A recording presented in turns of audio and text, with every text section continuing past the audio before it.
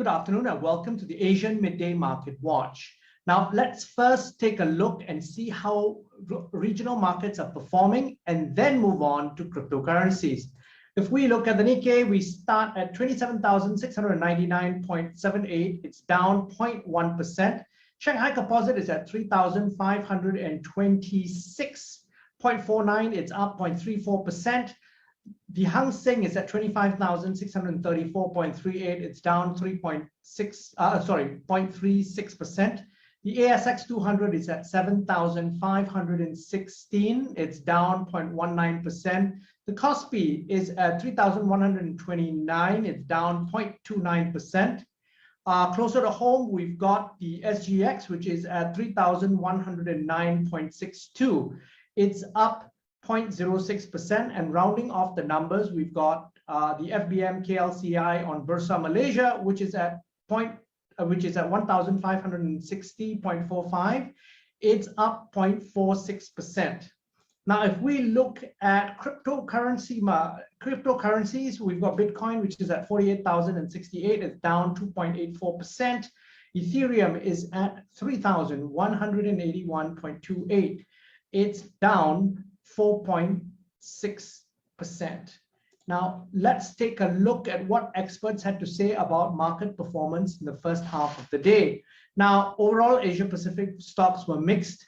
Chinese stocks listed in Hong Kong again paired morning gains after rallying on Tuesday.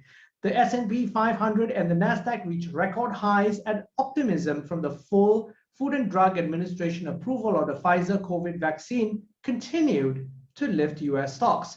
Iron ore prices soared, giving mining stocks a boost. The Hang Seng Tech Index rose after the bell, gaining over 3%, building on this week's strong gains as investors piled into oversold stocks, but later gave up on those gains to trade flat. Now, according to Rod Munford, a Hong Kong-based investment manager at GAM Investments, he said that it's been a fairly obvious trade to go back to neutral, particularly on stocks which have been oversold. How it progresses from here, I don't think it's as much about China and Asia, but what the US does. If it's a benign scenario out of Jackson Hole, I think you'll definitely see the China mean revert. That's what he said. Now on Friday, just to remind our viewers, the Federal Reserve will have its annual economic symposium, which is traditionally held at Jackson Hole, although this year it will take place virtually due to the COVID crisis. Now, the focus remains squarely on Fed Chair Jerome Powell's remarks at the event for any clues regarding the timeline for the Fed's tapering of asset purchases, an issue that has buffeted financial markets in recent months. Now, if you look at how Treasury yields are trading right now, the yield on the benchmark 10-year Treasury real note now is 1.3019%, the highest since August 13th. Now, let's take a look at how currencies and commodities are performing. The improved risk sentiment has kept the dollar under pressure, leaving it hobbled near a one-week low versus its major peers this morning. Now, currencies like the Australian and New Zealand dollars have also made solid headway this week. The US dollar index, which tracks the greenback against a basket of its peers, rose to 93.009 from levels above 92 earlier in the session. Now, the Japanese yen traded at 109.75 per dollar, weaker than levels above 109.6 seen yesterday.